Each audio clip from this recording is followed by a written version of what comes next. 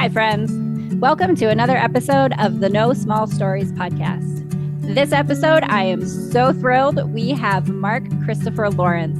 He is an actor, a writer, a comedian, and he has an impressive resume. He has been in the industry since 1987 with Caddyshack 2 and Terminator 2. I so enjoyed meeting him. I so enjoyed having this conversation. And my brother John steps in to guest co-host for me this episode. It is a great time, and I do hope you enjoy.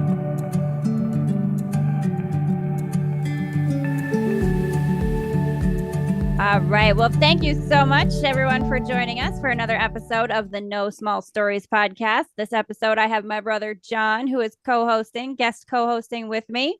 And we have Mark Christopher Lawrence. I am so super thrilled to have you on the podcast. Your career is impressive. And so actor, comedian, writer, producer, you have been in the industry for quite a impressive amount of time. So I would love very much, can we start off with how you got into acting and this whole life journey career that you've been on to begin with? You should have started off by saying, and your brother, Mark Christopher Lawrence, too. Do I get to family? I like it. I'm happy to have you be family. I don't have a problem with that. Well, where do in high school? My English teacher got me involved in my first play, and she talked me into getting on the speech team, which ultimately led to me being at USC on a speech scholarship. Okay. And while I was there, I took a speaking class for centering and got talked into auditioning for the acting program at SC and got in. I was already a junior, and I started working professionally the same year in theater. And my first television show that I did a part on was Hill Street Blues that same year. I did see you talking about that in an interview, and it seems a little bit, you kind of said this in another interview. It kind of seems like throughout your career, there may have been moments where the universe or, God, however you want to put it, just put you in the right place at the right time with the right people somehow. Well, I always put it God because, that my faith is very strong in the way I believe. And yes, I think God put me where I need to be. And every time I've tried to do something else, that door slams closed. Oh, really? And I end up doing an acting job. Yeah. Do we have an example story of that? I would love to hear. We tried a different road or a different path at certain points. Absolutely. The best story is this one. About 4 or 5 years out of college, all my debate team friends were clerking for judges or working for major law firms. And I started second guessing, man, maybe I made a mistake. I should have went on to law school. And it was the first time that I had like an extended period of time of not working on a film or something, because something would come up like every month. Mm-hmm. And all of a sudden I hadn't worked in about 3 months, and I was like, ah. And so I had an audition for Terminator 2 and, thought I didn't get it. And like 2-3 months go by, and I'm like, okay, I need to do something. I'm looking in the LA Weekly, this publication, and I see, learn to deal cards. We have placement in Vegas, Monaco. I love it. 6-figure salaries. So you can go down and audit the class. And if you like it, it's $499. Okay. And they teach you to be a dealer. So I was like, okay, I'm going to do that. So I go down, I audit the class. And before the first break, Suits came in and shut the class down. Apparently, they were laundering money through the class. I was so glad I didn't give them mine. Yeah, at least they came in before you gave anybody a check, right? Right, exactly. And then about a week or two later, I get a call from the wardrobe designer from Terminator 2, asking me for my sizes. And I was like, what's this for? She goes, Terminator 2. So I called my agent. I said, hey, the wardrobe lady called me and asked for my sizes. She says, yeah, we're on the phone with them now. From Terminator 2. And that's how, that was a clear example of No, you're not doing that. You're going to do this. I love it. But isn't it good to know that you're supported in your career choice by, divine intervention? Well, I'll tell you another funny story. Just the other day, I said to a friend of mine online, I sent a message. I said, hey, pray for me because the strike is bugging me. I feel like I need to be doing some acting work. And right the next day, I get an email saying that there's an offer on the table. And so right now I'm in Louisville, Kentucky. Oh, that's why you had to travel. Excellent. Yeah. I mean, ask and you shall receive, right? For sure. Or as they say here at Louisville. Louisville, yeah. I don't think we're from the Dakotas, so we have our own little like weird accent things that we have too, but I don't know if we're quite the Dakotas. In fact, one of my good friends moved his business from San Diego to the Dakotas, just to what is it? Sioux Falls? Sturgis. Yeah, what's his business? He makes custom firearms. Okay. I was gonna say, yeah, that's a business that would be in Sturgis. That makes sense. Bike rally every year. There are gonna be buying guns. That makes sense. Yeah. Very funny. Well, Mark, I did hear something about you. Are you a competitive shooter? Yeah, well, that's how I met Irv from Barstow Barrels. Yeah, okay. I was gonna say you've kind of become a gun owner and a competitive shooter. I watched a video on that a little bit. Yeah. Which is funny is like you can call it competitive shooting, but I'm not good like people who are good. Like I went to the Bianchi Cup like 4 or 5 years in a row, and the guy that won it, he won it like 15 or 16 times in a row. Yep. And I asked him, I said, what do you do? He said, I treat it like a job. He said, I get up in the morning, I have my breakfast, I go out and shoot in my backyard for a couple of hours, take my kids to school, come back, shoot for a couple of hours, go run my errands, come back, shoot for a couple of hours, go pick the kids up, come back, shoot for a couple of hours. He says it's a job. Yep. That's pretty intense. And to get your patch on his sleeve, it's like $50K. Well, because like growing up in the Dakotas, like gun shooting and hunting in itself is almost a religion. You know what I mean? Because it's like it puts food on the table. And I remember all the time you could drive a mile out of town and go skeet shooting for 8 hours if you wanted to. Right. And a lot of people are 6 years old and they get, they learn how to use a gun. And I appreciate that about like coming up in a rural area, because you get the opportunity to know that this is not a toy. You know what I mean?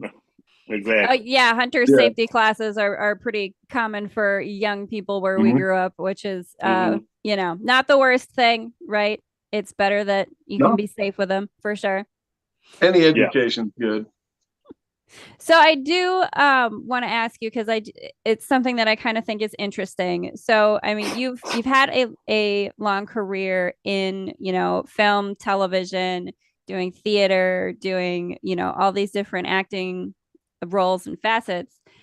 Can you maybe talk a little bit about, because I'm very interested in the sort of evolution of the industry itself, especially now that you have all the things that the internet offers, podcasts, YouTube, anybody can make a short film, and there's so much more room for, indie producers and indie projects and things like that. Right. What's kind of your perspective on the way that things have shifted throughout your career in terms of the things that are available? Well, I think it's fantastic that because of technology, more and more people have access. I think had I had that kind of access growing up, my career would be in a different place right now. And once social media came into play, I mean that really changed the landscape of how and why some people get chosen to do certain things. Doesn't necessarily mean they're good at it, right? But they have enough followers because of their following, right? Right. Like early in my career, one of the big movies that I was up for, and I read 5 times for this one part, and then at the end of the day, they gave it to Ice Cube, and it was clearly because of his following. He didn't have there was no social media back then, but his following as a rapper, I Mm-hmm. understood the business decision. I don't think he outacted me. You know what I mean? Yeah, but just that he But had a built-in audience, I guess, if you right, will. right, and I think people being able to control that part of their career, being able to have some modicum of control of getting those numbers up, which is I'm in the process of that now, trying to, because I'm late to the game. I'm trying to get the numbers up, because it directly affects what you get paid. As a comedian, it affects where you get booked. Back in the old days, just based on my resume, I could get booked at any club in the country. And now I hardly even get a email back when I send out an inquiry. And I know that it's because my numbers are not up. Gotta get on that YouTube and posting on that content and start selling tickets directly to followers. I think it's kind of how comedians are starting to do it now, right? Just building their own audience and selling tickets directly to fans for a venue rather than getting booked like you normally would. Exactly. Yeah. So with another thing that I'm interested in, the lifestyle a little bit. I mean, you had to like just up and travel unexpectedly, so how has that maybe shifted for you throughout your career, or can you talk a little bit about just I think early in the career, most of my work was in and around LA, so it wasn't that bad. I think I used to have a joke that people get to shoot in all these exotic places, and they would say to me, "Mark, we're shooting 52 weeks. You're going to work on 51 of them, but we're going to get all your stuff right here in LA on the studio. We're not going to send you nowhere." Right, you ain't going nowhere. Don't pack a bag. Yep. And but lately, I've been traveling a little bit, and sometimes it's last minute. Like this thing came about on Friday. And at first they were saying I was going to travel Monday, which was like, nah, because now I got to scramble and deal with rescheduling comedy gigs that are already on the books and other stuff. And but it worked out. It was like, everybody that I had something on the books for were okay with me changing the dates, which was fantastic. That's really great. So can we ask what you're working on right now that you got whisked away for, or is it super secret? Can't really talk about it. Oh, man. But I will say this: it's fun. I've been I got here. There's a big binder with 8 scripts in it, and so it's fun. Yeah, I'm excited then to find out what it is. It's like there's going to be a secret reveal. I'm excited. Yeah, I'll tell you off the air. Ooh, that's exciting. I like being in on a secret. That's fun. I love it. So do you like touring around anymore? It has kind of lost its flair. I think the only thing that makes touring suck is the airport. Yeah, I get that. Even though I'm TSA and all that, my belt rings every time, so I got to take my belt off. Right. And I've been working out like crazy trying to get back into my fighting weight. Yeah. Yep. So today my pants were sliding down as I'm going through the thing. I'm like, ah. And then I get here, and one of the locks on one of my bags is not on the bag. So they clearly went through my stuff and then put the lock back in. So it's like little things like that. And then they left one of the like my aftershave spray that I use. They left that open. Luckily, I had the forethought to put it in a Ziploc, so it wasn't all over my clothes. So it's like, just one thing after another. I mean, TSA, too stupid for anything else. Right? I mean, leaving perfumes open, it's good for you to smell nice and all, but you don't need to have the whole thing spilt on all your clothes. Exactly. Oh, go ahead. I was gonna just ask, as far as the touring question, what's in your rider? Nothing crazy. Okay. Usually it's just travel things. Okay. Aisle seats. If it's more than 3 hours, first class. If I'm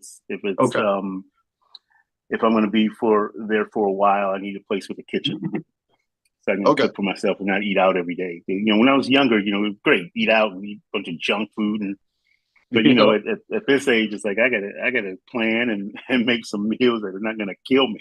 Yeah, I was gonna say you can't be dealing with that heartburn all the time if you're gonna be working and traveling. Exactly. Nobody wants that. No, we get that 100%.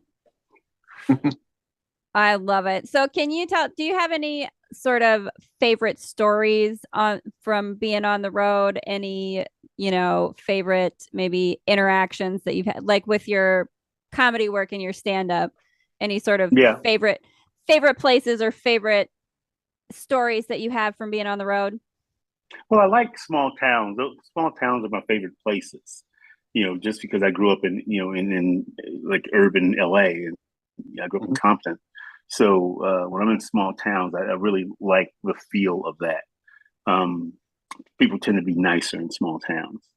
But story-wise, early in my comedy career, I couldn't afford to fly, so I would like rent a car, and from like Alamo, because they give you unlimited mileage.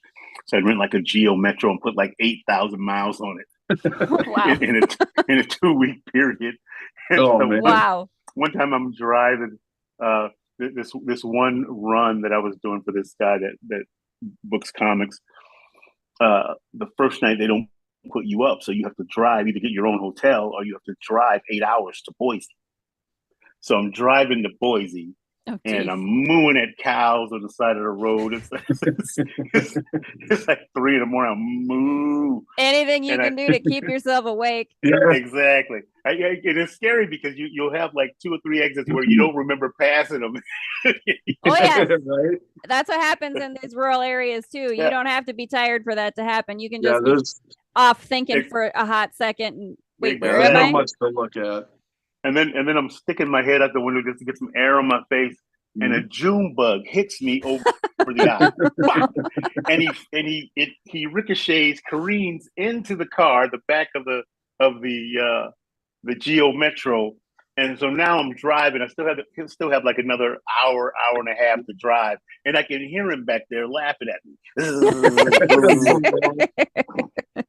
And so I get there, and my eye is starting to swell, like right there. It's like this clear mouse has popped up. Right. And I get out of the car. When I get to the hotel, I open the hatchback to get my bag out. He goes flying out laughing. Have fun, man. Like he punches you on the way in. Right. Yeah. So then I had to spend like the first couple of minutes of my set explaining how I got this mouse over my eye. I was not in a fight. A June bug sideswiped me. I love it. I love it. There was one gig where it was Central California. I remember driving up there, and I used to have a little 320i, and so I'm driving, and these tumbleweeds that are like half the size of my car were blowing across the road. So I'm dodging tumbleweeds, and I get there, and I'm like frazzled a little bit because it was pretty scary because I'd never even seen a tumbleweed that big before. And so the show is almost about to start, and the headliner is not there yet. And finally, he shows up, and he's frazzled. And he says, "Man, these tumbleweeds." I said, "Yeah." He said, "No, come and look." So the root of the tumbleweed hit the side of his car and peeled it open like a can opener from the middle of the back door to the front. That's pretty intense. I was so glad I was dodging tumbleweeds. Yeah, no, I think I would have cried. I would have been. I don't think I'd have showed up. I'm like, no, I just about got taken out. Car. Yeah. I mean, what a way that would have been to go. Death by tumbleweed. Right. Yeah. Right. Well, like every comedian I listen to, like I listen to a lot of podcasts and stuff. One of my favorite comedians was on My Name Is Earl. I don't know if it was around the same time as you, but Joey Coco Diaz. I don't know him. Okay. He's from New Jersey. He's an East Coaster. He was in LA for a bit. Now he's back in New Jersey. Older Cuban guy. But I remember seeing like a movie like My Name Is Earl with you in it, because you had a really familiar face. You know what I mean? But every Right. comedian I remember has a North Dakota story about a blizzard, because comedic runs always happen in the winter because it keeps people inside. In this area, for some reason, it's that when Right. it's just white out, just everything. You know what I mean? Why is Right. like? Have you had any blizzard stories, like, as far as that? Like, because you've been in this area, I'm sure, when it's been just nothing but a whiteout. Yeah, I've the never been Midwest. up there when it's been like crazy snow like Okay. that. I was in Dakota in 2019, and it had snowed before I got there, and then Yep. but it was starting to melt off, so I didn't have Okay. a problem. But one time I was up in Canada working for this guy. He had a bunch of one-nighters. He had like 31 one-nighters. I'd go up and do like 15 or 20 of them at a time. And so I go up, and I'm in a Renault Geo Metro, Again. and I'm driving down the road, and I guess I'm going fast. I don't know. I get pulled over by the Royal Canadian Mounted Police, and the guy says, "Hey, you have to slow down, eh?" He says, when there's snow like this, the moose will walk on the road and they'll charge your car. Yep. He says, I've seen it when they've been on the railroad track and charged the train. He says, if they charge you in this thing, you're not gonna make it. Yeah, I don't think a Geo Metro is gonna look Yeah. good after a fight with a moose. That's for sure. Oh yeah. And so he didn't give me a ticket or anything. He just told me to slow down and be careful. Oh, isn't that so Canadian? Just being real nice, making sure For you're sure. safe. Making sure Well, I'm like safe, in this eh? area. In this area, Huh? it's like it's geese and turkeys. Like, Oh, you'll be crossing roads in the middle of town, and you'll see 15 cars backed up, just waiting for these turkeys to wait. cross the road. Like, it's not. This isn't LA. They would just drive through them in LA. Oh I'm sure. man. Right. Yeah, I don't think probably in your neck of the woods you have the Yeah. cattle drives that are happening on the side of the road that we have. No. Dudes up on horseback like we're in city slickers, Yeah. I did a show called Amazing America, and one of my segments, we were shooting at what's her name? Gosh, I can't remember her name right now. But she had her own range, and she was up in Colorado. So we flew into not Colorado, Montana. We flew into Bozeman, and then we had a 5-hour drive because her husband was an FBI agent, so their first 5 years is a hardship case, so they have to be like near what do you call it, a reservation. Mm-hmm. So as we drove, we get to this one point, probably about 3 hours into the drive, and there are herds, not a herd, but herds of white-tailed deer on both sides of the road, and then they would just kind of mosey across. I was like, you know what it is? They know it's not hunting season. Yeah, they know. We can be out here. Nobody's gonna get us today. Yep. Right. I was like, if we was up here hunting, we wouldn't see a whitetail anywhere. They'd be all hunkered down somewhere. Yep. They know. They know when they need to hide. Well, sometimes around in this area too, you'll get such thick fog after it snows that it's almost like Silent Hill around here. Like, you see little specks in like fields and stuff. You can see hundreds of deer around you because it's all just white and then little specks of deer. It's crazy. Wow. Yeah. Mm-hmm. I was driving back from Oregon earlier in the year. I think it was like the beginning of summer, it was like around May. So it was still cold up there and a little drizzly. And at the end of my gig, I'm driving back, and I'm only about a half a mile out of this little town. And I see people have pulled over to the side of the road, and they're out taking pictures, and they're crossing the road. And I'm going to say it wasn't black people. And I look, I look to the side. We know what we do. I already know that whatever this is, I would have been in that crowd. I'd have been out there with my camera. We just don't consider consequence. So I looked to the side of the road to see what they were taking pictures of and getting close to. Yeah. And there's like a clear cut in the side of the road of the forest, right? There's a clear cut, and there are at least 30 or 40 moose all different sizes and shapes, and babies and mamas and big horn daddies. Mhm. And I was like, see, somebody is going to be made an example of. Somebody is. And Ain't going to be me. Yeah. keep Well, that's on the thing. rolling. I would be the farthest person from that. Yeah. Ugh, I was like, You know- that's just trouble waiting to happen.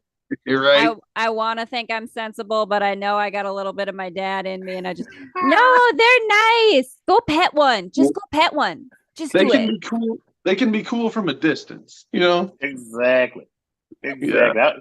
People were out of their cars walking over there. I'm like, what is wrong with you people? Yeah, no.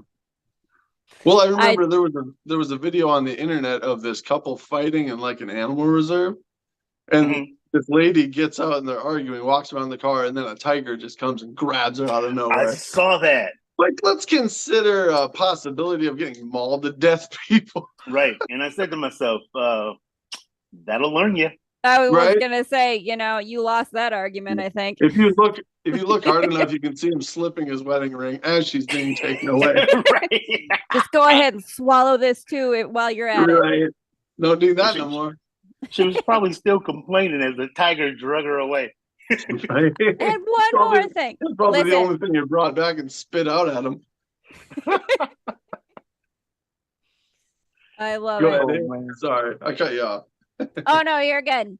Oh. I did just want to ask you about your theater, because I know you've done also theater acting. Have you done anything recently? And what is your do you have a preference when it comes to acting, film, TV, theater? Is there one that is more exciting to you? I've done nothing since 2012. 2012, I did 2 plays. I had a week off in between the plays in San Diego, and I was nominated by the San Diego Critics Circle, Critics Circle for an award. I was nominated for Best Actor Mhm. because they do these awards every year, and I ended up winning Outstanding Actor of the Year for doing these plays. I did Top Dog, Underdog, and A Raisin in the Sun, but I haven't done a play since then. However, I love theater. I love live because you affect people in real time. And, when we're doing Raisin in the Sun, people would come up to me after the play. This lady said to me one night, it was a matinee, and she's tears in her eyes, elderly lady. She said, "We just didn't get it right, did we?" It's like we just touched a nerve with her. Yeah. Oh. And you don't get that with TV and film. It's like you don't know how you're affecting people. Yeah. Absolutely. Unless somebody comes up to you in the airport, like today.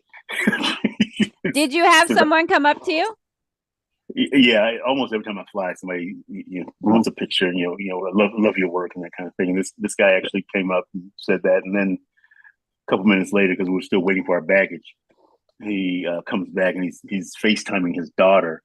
And so he goes, "Hey, look at this." And she goes, "Oh my God, I love you." Oh, I love it. That's so cool. So, I mean, when it comes to that sort of thing, like direct fan interaction, are you pretty cool with that? Fine with that? Like, it's. I'd rather people say something than just stare at me, because I get that a lot too. And I'm from Compton, so it's in there. So if you're staring at me, then the first thing I think is, why are they staring at me? I gotta get my hands free in case somebody starts something. Yeah, I gotta be ready. What's going on? Yeah, for sure. Yeah. That's all right. There was a guy sitting behind me that he got my backpack down for me, and my backpack is like heavier than one of my bags that I'm carrying. He goes, "What do you got in there? Bricks?" I said, "I don't know." Right. I said, "Tonight I'm gonna go through it and see if there's anything I can get rid of, because it's really heavy." And, but I started using a backpack when I traveled years ago because of that, because people were staring at me, and it's like, okay, I need my hands free. Yeah. Got to be slightly paranoid, but also potentially excited. Like, is this going to be a fun interaction, or are we going to throw down? Right. Well, I'll tell you a story. I was I used to take the train from LA to San Diego and back. or San Diego to LA and back. And one night, I'm taking the 10 o'clock, the 10:10 train, the Surfliner back to San Diego. And where I parked at the train station is on the end of the tunnel where my track is. Mm. And so I never go back up to the front and walk back down the tunnel because it's just dumb. So I'm standing in the tunnel and I see these two guys, next to the train station. Let me preface it by saying next to the train station across the street is the LA County Jail lockup, right? The Twin Towers, they call it. And so that's pretty great placement. These two guys who were clearly fresh out of jail because they had their gray sweatsuits and their Vans, and then they had like their prison luggage, the see-through plastic bag. Yeah. So I see them staring at me, and I was like, okay, let me just go up on the platform. So I take the stairs up the platform, just to and then a couple minutes later, I see them. They must have went up the other side of the platform, which is a big long ramp, and then I see them coming toward me. So I'm like, okay, I take my backpack off and put it down, and then I'm devising my plan. If something jumps off, I'm pushing the big guy down onto the tracks, and then I'm throwing this little one down those stairs. Right? I thought you were going to take the backpack because it's heavy and just start swinging, just be throwing that around. Yeah, that was my plan. And then as they walk up, they get about 5 feet away and say, "Hey man, we just want to say we've been watching you on that show, Chuck, and while we was in the pen, and it was great, man. You very funny." Oh, you only knew you was about to be down there. All right. You just had a narrow escape, friend. Yeah. Well, that probably drives you nuts, like, just because people are always nosing their phones, they don't pay attention to what's around them. You know what I mean? Right. Like nowadays, everyone's just on their phone, earbuds in, you're walking down the street. It's like you're gonna get robbed. Well, the other night, I was doing comedy at the Madhouse in downtown San Diego, and people are already dressed for Halloween, but people are texting and walking across the street in front of moving cars, and I'm like, I got really good insurance. Right. I might have good insurance too, but I like my legs in one pieces, please. Right, for sure. I prefer them that way. I'm just talking about people walking in front of my car. It seems like fun till you taste in your own blood. Till you're texting and then. And I never text and drive. I don't do it. I'll speak to text, but I won't like pick the phone up. If somebody sends me an image, I say I gotta look at it later. But people are like literally walking with their head buried in their phone. It's like now you're walking against the light, and cars are coming. Right. And it's whose fault is it then, right? Like then you got to have that argument. Nobody wants. Well, if he's walking against the light, it's not my fault. For sure. Be paying attention. I love it. Mm-hmm. So can I ask also, do you have a favorite project that you have ever worked on? Like what, you're probably most known for Chuck, but do you have a project that, I don't know, was just a better experience than the other ones, or one that I don't know that it was a better experience, but it was probably the most fun I've ever had on a project, and it's a project that's totally against my brand right now. But I don't know if you guys are familiar with This Is Spinal Tap. Yeah. So I did a rap Spinal Tap called "Fear of a Black Hat." I love it already. And so we're a rap group, and NWH. And it's with hats. I love it. And it's probably the only thing that I've done in my career that I just watch it and laugh. It's like I don't even think I was a good actor back then. It's like I watch it, I go, man, my acting was terrible, but it's funny. Yeah, for sure.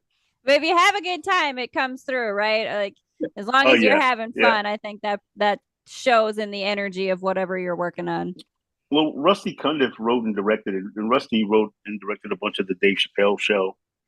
And he and I have been friends since like the 11th grade when I first started doing comedy, and he approached me one time and said, "Hey, I got this thing that I want to do, and it's called the Trial of NWH." And so he did it to shop his writing, and then somebody saw it from ITC Entertainment Group and said, "Hey, we want to make this movie," and so we made the movie, and we got Larry B. Scott to be the other member of the group. Larry is Lamar from Revenge of the Nerds. Yeah. And he's so hardcore, filled with black hat. Hardcore and dumb. But sometimes it's fun though. I was gonna say sometimes that kind of movie, even for me as someone who watches movies, sometimes when you have something that like is just outrageous and ridiculous, it is the best. You have the best time with it watching it too, Yeah. and it's definitely one of those. I think Yeah. if people have a good time making it, it's definitely something that you can get that energy when you're watching it. Right. I was in Canada working when the premiere happened, and so I didn't get to see it. My sister and my mom went, and it was back in the pager days. And my mother left me a message on my pager. She says, "Well, I grew up, in a very Christian household, and she says, well, I saw your little movie." She says, "I had to go home and repent." She says, "It was pretty funny though. It was pretty funny." And then she goes, "Did you have to show your booty?" Oh, I love it. I liked your movie, but I had to go repent afterwards. Thanks, Mom. That's nice. I kind of get the feeling I would get that kind of message from my mother on just about anything I would do, though. So that's all right. So I also was going to ask about, the writer's strike, the acting strike, and, what you're dealing with that and what you're kind of doing to keep yourself busy. And also, I do wonder a little bit with the strikes and the things that are going on. Do you think that there's kind of an opportunity there for maybe more smaller projects, more independent kind of things to gain some momentum a little bit? I don't know if if that makes sense, because I guess I kind of see a little bit what we sort of talked about before of the kind of old guard changing in the sense of more people having access, and maybe sort of Hollywood in general not necessarily being kind of the gatekeepers of whether or not you get to be in a project or what have you. So I mean, can you speak to that a little bit in terms of kind of how you're going through the strike processes and still keeping yourself busy? Well, I'm clearly doing a lot of stand up, and I've had some charity work that I've done. Went to Puerto Rico to MC the State of Black Health Conference, which was a great 2-day event that was really eye-opening. Very cool. I hosted the fundraising gala for Bethany House of Virginia. Okay. And I do 4 events a year for Human Growth Foundation. So one of those came up, and we have another one coming up in December. So you do a lot of charitable work. So I've been doing that stuff, yeah. And very nice. And the stand up keeps me going. The writer's strike is over. They got a great deal. SAG went back to the table, and initially the producers, put another offer on the table that was worse than their original offer. And bit insulting. And then so when SAG presented our offer to them, they just got up and walked away. Didn't even counter or anything. Just looked at it and nope, and left. But I guess they've been back at the table for about 4 days now. So hopefully they're working through it, and we're getting closer to a deal. You never know. Some of the rhetoric coming out of the mouths of some of the producer side, was really offensive and counterproductive, I think, and really shows an attitude of disrespect and not really wanting to negotiate in good faith. But it's got to be done. If you want to get back to work, and you're going to have to sit down and talk. And so it looks like they're doing that right now. So we'll see what happens. Yeah. Do you think that? I mean, I still do just have a lot of maybe hope, being being someone who is, interested in all of these things, and this podcast that we do, we kind of talk a little bit about, creating community around creative people, whatever it is that you do, because you never know who you're going to meet when it comes to being able to be on a project or what have you. Right. I mean, do you foresee there being maybe a time when just actors in general are going to look at a situation like this, or writers even, and say, you know what, we don't need you anymore because there are enough other things that we could be going out and doing in these, smaller production companies, or these, other projects that people are doing? I think like we talked about earlier about there being more opportunity based on technology and based on outlets, because there's a lot of outlets now. And then and some of the smaller companies have signed interim agreements. So that gives definitely a lot of opportunity for people doing projects under $3 million. So the, I guess, overall view is that people still have the opportunity to create, even if you're not creating a SAG film. Right. If you can do that, if you can get some like-minded people together and put a project together, then that's great. Do that. I think if you want to use some of the best actors in the world, then you need to sign an agreement.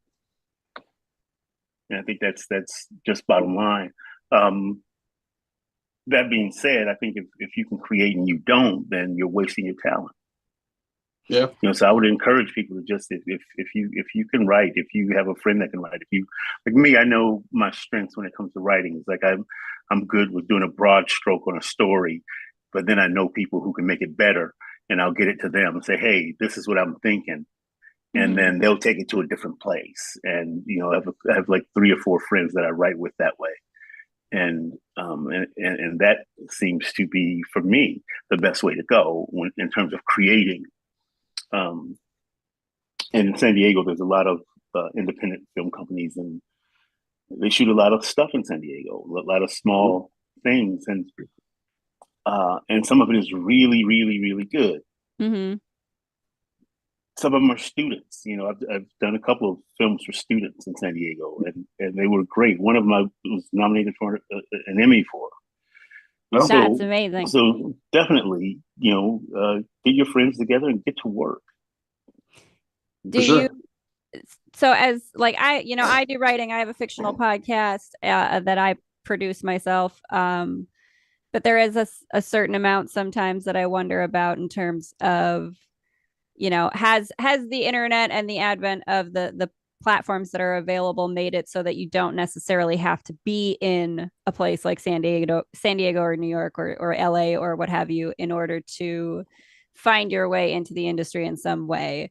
And I don't know, maybe that's true, maybe that's not, but for someone who might be trying to look for an outlet or look to try to get their writing, out there in a bigger way, do you have advice? Because again, a lot of our podcasts, we do talk to a lot of, other creative people. And that's kind of a thing that we talk about is, are there outlets that maybe about that we don't know about, that aren't necessarily the things that are all over Reddit or what have you? Yeah, well, first of all, I think if you're in the mode of creating, create. Go ahead and make your project. I mean, that a bird in the hand is gold. Once you have it in the can, then you can shop it.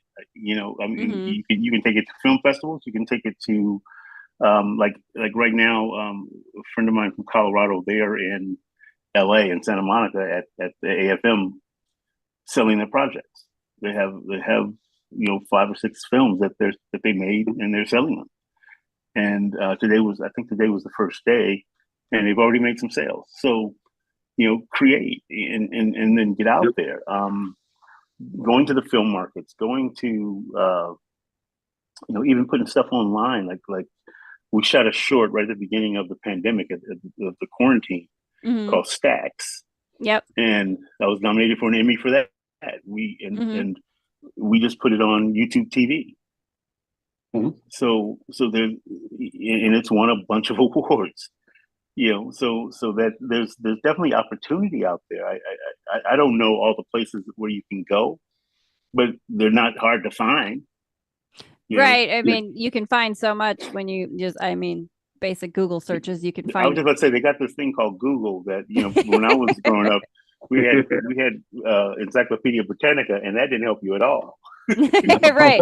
You were having to like go places and peel off those like call for a audition or whatever, right? Right.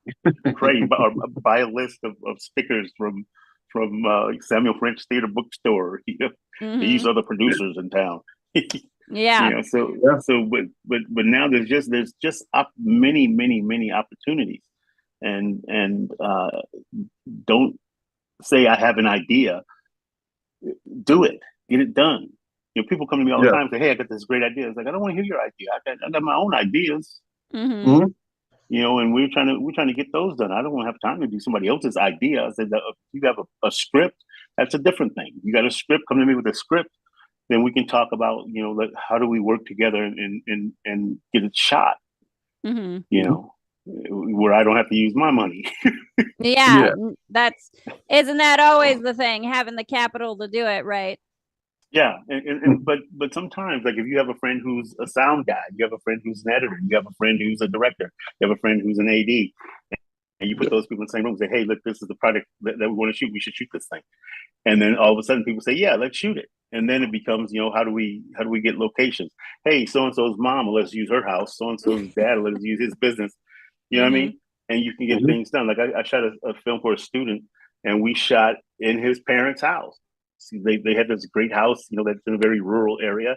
And that's where we shot. And it was fantastic. And the thing won a bunch of awards. And, I think that the opportunity for young filmmakers and young creatives to do things is abundant right now.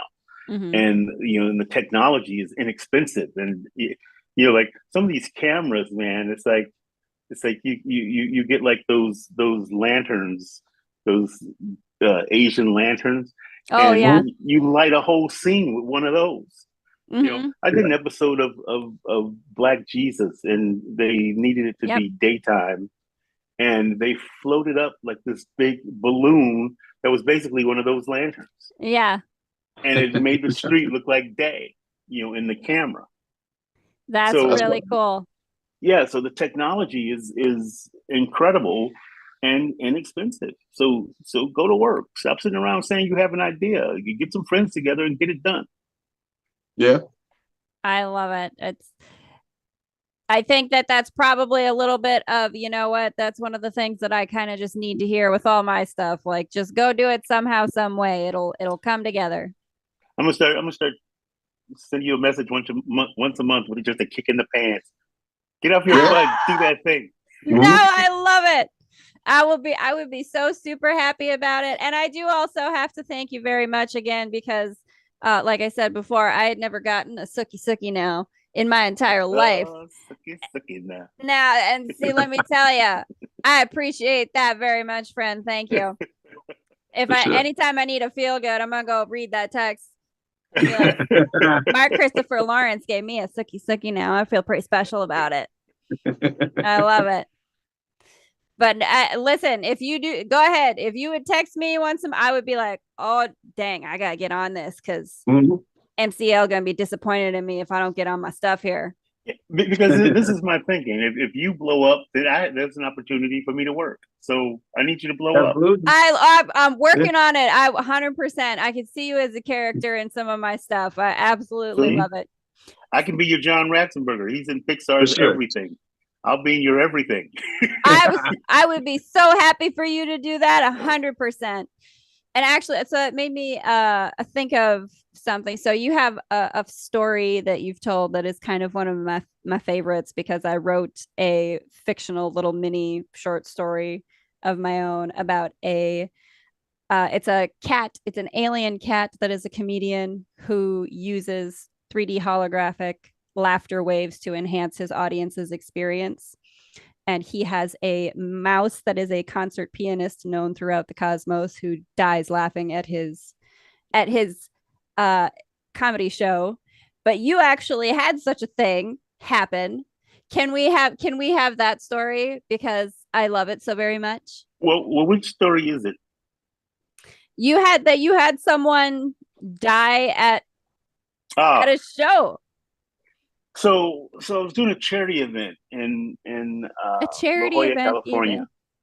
It was a charity event, and my friend Josh, who hires me for a lot of stuff, it was one of his gigs, and we're in the side yard of this mansion, and there's like this big stage, big enough for like a 5-piece band. There's 4 comics. You know, there's probably a couple hundred people and chairs set up in this side yard, and first thing that came to my mind was, you know, how much money you got? You can get a couple hundred people in your side yard. I can never get my trash cans in the side yard. And so I'm closing the show. I'm doing 45 minutes and I'm closing the show. And the first 3 comics go up. Everybody is funny. It's like it's all heavy hitters on the show. I go up. I get about 12 minutes in, 13 minutes into my act. The host comes running up and he grabs the mic. He says, "I'm sorry, Mark." And he says, "Is there a doctor in the house?"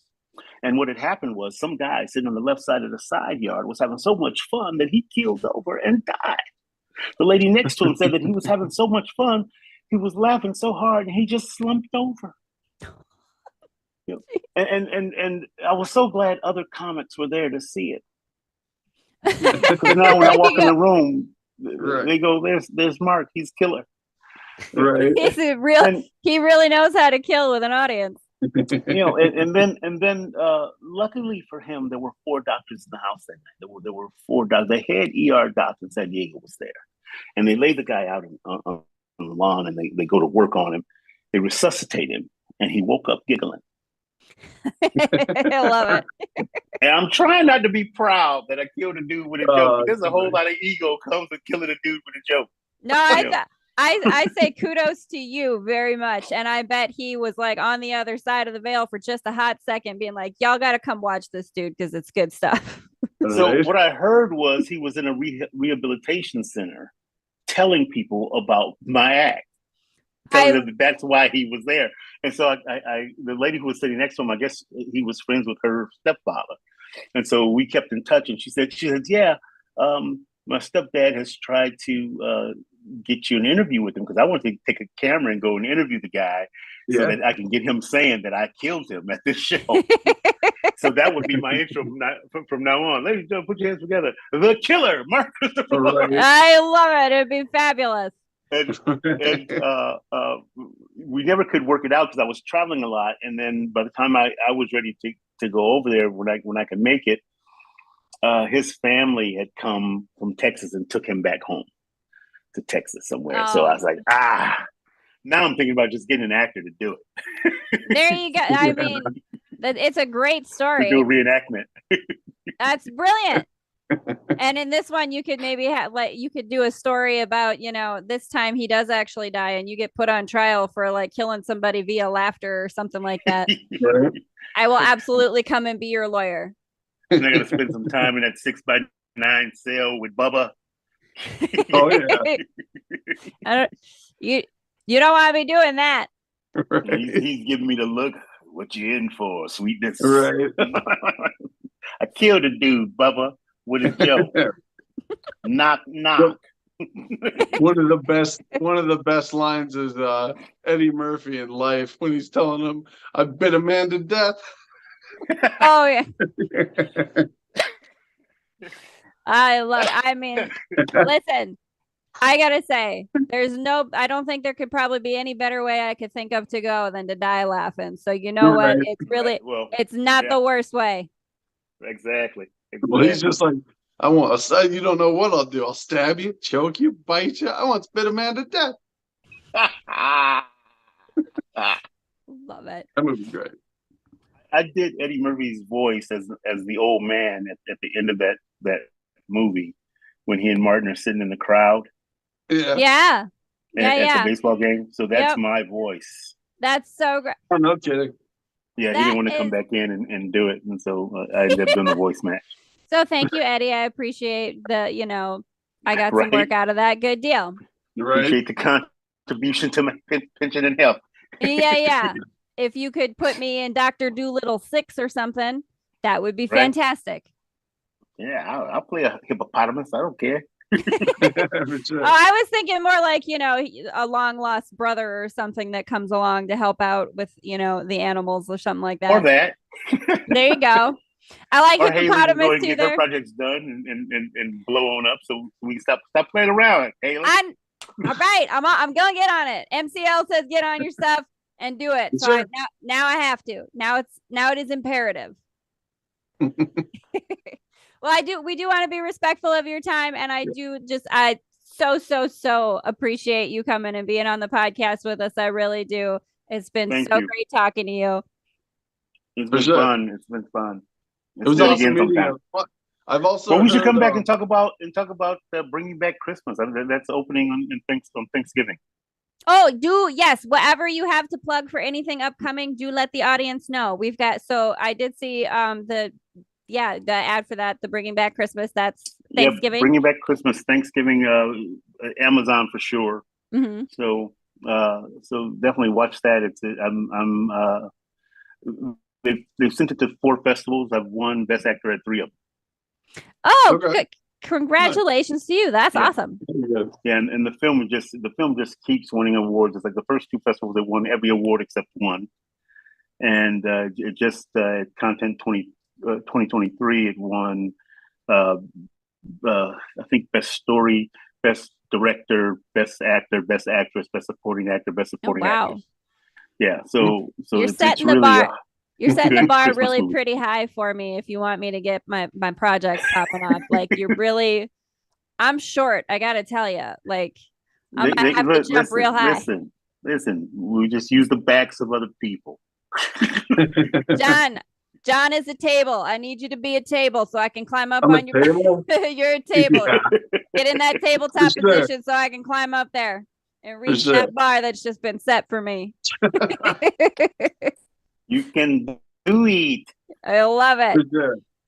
I But do yes. have one question. Oh, go ahead. Yes, sir. I've heard you are quite the cook. Is gumbo still your favorite thing to cook? I love cooking gumbo, but now I'm just cooking for me, so it's kind of hard to cook. I was thinking about actually cooking a small pot here, but every time I say I'm going to cook a small pot of gumbo, as I'm cooking it grows. I mean, yeah. I have a German mother, so a pot of soup is a pot of soup. Right, yeah. right. Like the last time I really cooked for a bunch of people and family, I had to build a stove in my backyard, and with a couple of burners and a 70-quart pot is what I use. Yeah. Ooh, that's a lot of soup. Mm-hmm. That's a lot of gumbo. And I was thinking I'd have at least 16, 18, 20 quarts left over. There was like 6 quarts left. I was like, man, did locusts come through here? No, it's just that good. You just pat yourself on the back for a job well done. Mm-hmm. Yeah, it was good. But I mean, I like cooking all kinds of stuff. I mean, it just depends on what I'm in the mood for that day, Yeah. Like last night before I cooked, they had lobsters at Sprout, lobster tails at Sprouts. And so I bought a couple of lobster tails and like a half a pound of shrimp. And I got some coconut butter and a little bit of butter and seasoned them up and then, let them get just about done. And then I put a little heavy cream and some tequila. Why do you not have a cooking show? That's what I was going to say. You know what? We pitched 2 cooking shows, and one of them, Bobby Flay's company, came to me. We shot the pilot, and the guy who was the producer on it left the company before they did anything with it. So then we tried to find out what happened, and the new guy was like, "Well, I got my own projects. I want to do this." Oh. So then I said, we were like, "Well, can we have the footage so we can shop it somewhere else?" Nope. And so we didn't get the footage. Oh. So I don't even have a copy of it. And then and so Bobby, if you're listening, can I have that footage? Or can we revisit it? Let's get that footage. Then I did one that was sort of a kind of a travel log, except for it was if you go visit a city and you like it, then what would you do? I mean, could you find a place to stay? Could you find a place to work? Mm-hmm. And so we called it New Digs, New Gigs. And cool. so really it did 3 different things. And then somebody said at one of our meetings, well, it does too much. I was like, that's the whole point. It's like if you go visit a city and you fall in love with it, then where do you work? Where do you? That's the whole process of life when you figure that out. There's a lot to it. So there were 3 elements. The first element was visiting a city. So we show you all this stuff about the city. Then we show you like jobs that you could get, and then we showed you like places to live. And how is that complicated? That's entertaining and that's edutainment right there. Yeah, and I thought for cities, it's a great show. It'd be a great show because it would showcase their city. Yeah, absolutely. Get the tourism departments in on the funding there. Yeah, there you go. Maybe I'll revisit that thing because it looks gorgeous. Yeah. That's one good thing about North Dakota is there's small little pocket towns. If they like make scratch food, like German food or something like that. Are you familiar with a lot of like the German food, like dumplings and stuff like that, or niffla soup, stuff like that? That's one of that.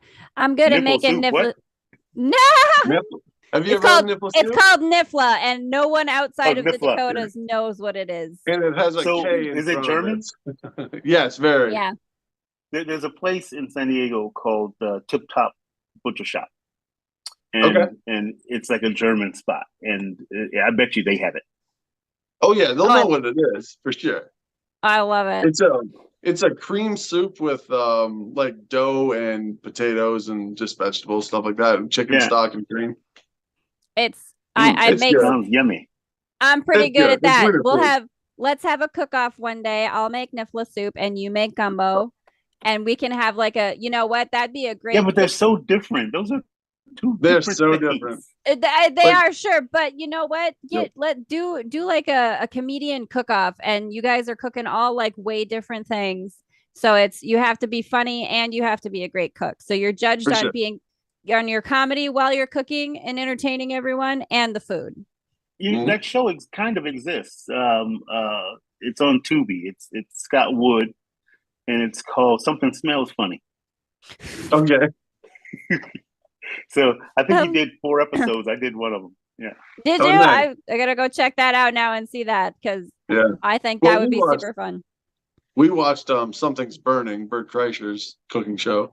Oh yeah. How's that? Yeah. So let's get me and you on a project together. Johnny, you can help us. Let's then all go be on Bert's Something Burning show together, and it'll be a great party time. All right, let's get to work on something. I'm with it. I'm down. I'm so about it. Yeah, I love it.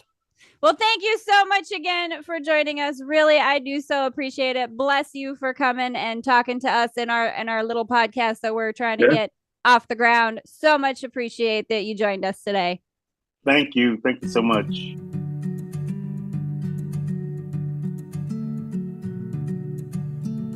Hi again, friends.